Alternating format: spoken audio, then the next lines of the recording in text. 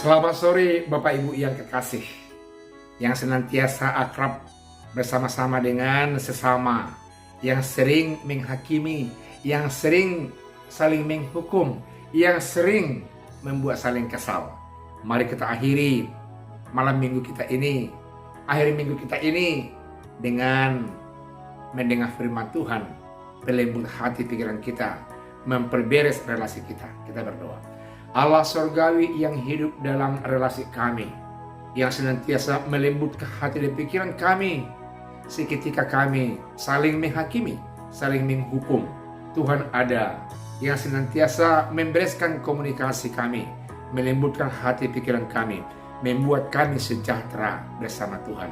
Dalam nama Yesus kami menyambut sabdamu. Amin. Yakobus 4 ayat 12a. Hanya ada satu pembuat hukum dan hakim, yaitu yang berkuasa menyelamatkan dan membinasakan. Siapa Allah yang senantiasa mau merawat, menyelamatkan yang diciptakan? Hanya Allah dalam Roh Kudus. Allah pencipta dan yang memelihara adalah Roh Kudus. Allah pencipta dan yang menyelamatkan adalah Yesus Kristus. Dikatakan firman Tuhan pada saat ini buat saudara dan saya, Dialah satu-satunya pembuat hukum, sumber hukum, dan hukum itu sendiri, yakni hukum kasih, dan pelaksananya yang setia, yang agung adalah Allah dalam nama Yesus.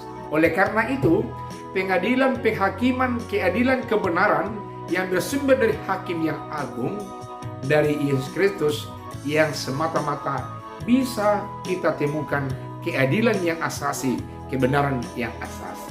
Loh, kalau begitu di mana posisi manusia sebagai hakim, perumus hukum-hukum itu? Mereka adalah alat Tuhan, mencari dan mencari, lalu menerapkan dan menerapkan hingga sempurna hukum manusia, hukum alam, hukum dunia ini, hukum bangsa, hukum negara, hukum masyarakat itu, yakni mereka yang dipilihnya. Bisa saya, bisa saudara, bisa anak kita, bisa tetangga, jiran, dan yang lain-lain. Oleh karena itu kita berdoa, setiap orang yang dipilih Allah menjadi alatnya juga penegak hukum, dan dia adalah hakim.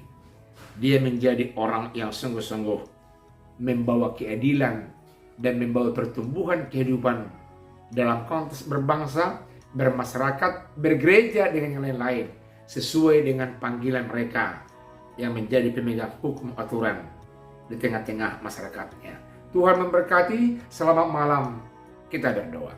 Terima kasih firman Tuhan yang menguatkan kami untuk melihat bahwa Tuhan adalah sumber hukum dan Tuhan adalah hakim sendiri.